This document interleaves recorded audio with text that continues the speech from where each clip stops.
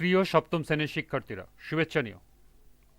আজকে আমি তোমাদের 2025 সালের বিজ্ঞান বিষয়ের নতুন বই থেকে প্রথম অধ্যায় নিম্ন শ্রেণীর জীব এর 5 পৃষ্ঠার অ্যামিবা এবং অ্যান্টামিবা থেকে সমাধান করে দেব। প্রথমে তোমাদের বলবো, যারা আমার চ্যানেলটি সাবস্ক্রাইব করো নাই তারা আমার চ্যানেলটি সাবস্ক্রাইব করবে এবং আমার সাথে থাকবে।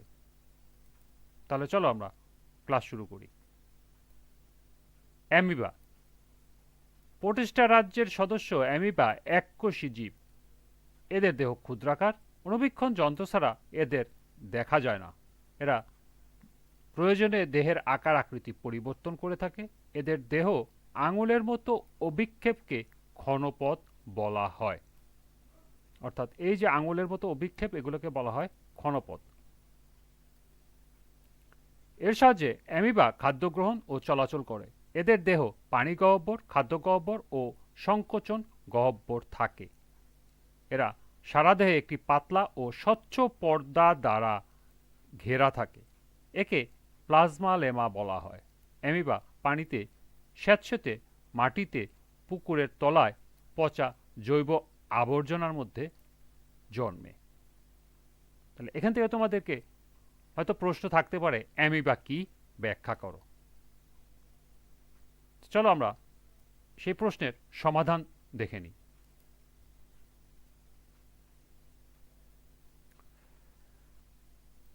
অ্যামিবা হলো এক ধরনের এককোষী জীব যা প্রোটিস্টা রাজ্যের অন্তর্গত। অণুবীক্ষণ যন্ত্র ছাড়া এদের দেখা যায় না। এরা প্রয়োজনে দেখে আকার আকৃতি পরিবর্তন করে থাকে। অ্যামিবা প্রাথমিকভাবে তাদের সাইটোপ্লাজমের এক্সটেনশন ব্যবহার করে সিউডোপোড বা ক্ষণপথ নামে অস্থায়ী অঙ্গ তৈরি করে চলাফেরা ও খাদ্য সংস্থান করে থাকে। অ্যামিবা ব্যাকটেরিয়া এবং শৈবালের মতো অন্যান্য জীবগুলো খেয়ে পুষ্টি গ্রহণ করে। অন্যান্য এককোষী সুগেন্ধিক জীবের মতো অ্যামিবা মাইটোসিস ও সাইকোনাইসিস পদ্ধতিতে অযৌন প্রজনন সম্পন্ন করে। অ্যামিবা পানিতে, স্যাঁতসেঁতে মাটিতে, পুকুরের তলায় পচা জৈব আবর্জনার মধ্যে জন্মে। এ ছিল অ্যামিবা কি এর সমাধান।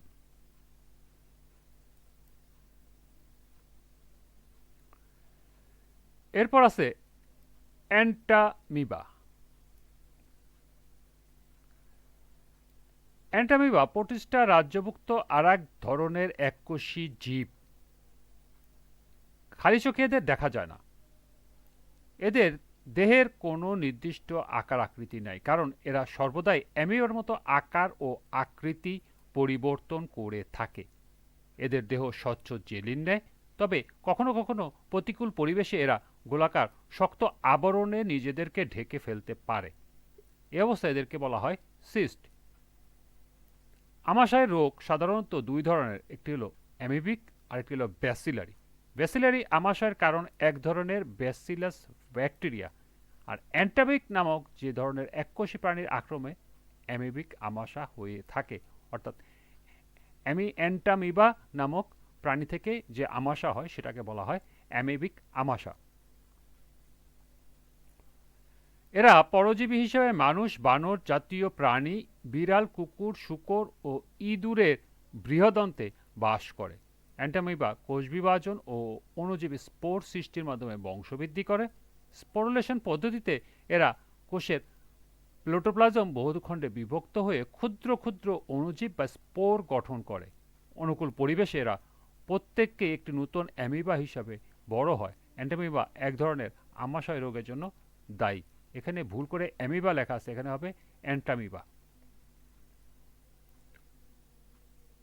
রোগী রোগ জীবাণু কোনো লক্ষণ ছাড়াই বহন করে। অ্যামিবিক আমাশা সম্পূর্ণ নিরাময় করা খুব কঠিন। উপযুক্ত চিকিৎসকের পরামর্শ নিয়ে ওষুধ খেলে এ রোগ সেরে যায়। তাহলে এখান থেকে তোমাদেরকে পড়তে হবে অ্যান্টামিবা কি। তো চলো এর সমাধানটা আমরা দেখে নিই।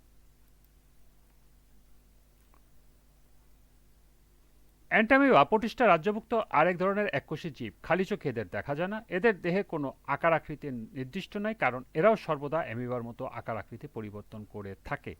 এদের দেহ স্বচ্ছ জেলির ন্যায়, তবে কখনো কখনো প্রতিবন্ধু পরিবেশে এরা গোলাকার শক্ত আবরণে নিজেদেরকে ঢেকে ফেলে।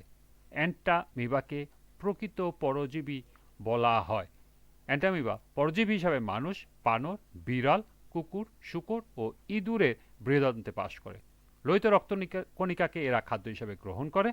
অ্যান্টামিবা কোষ বিভাজন ও অণুজীব বা স্পোর সৃষ্টির মাধ্যমে বংশ বৃদ্ধি করে।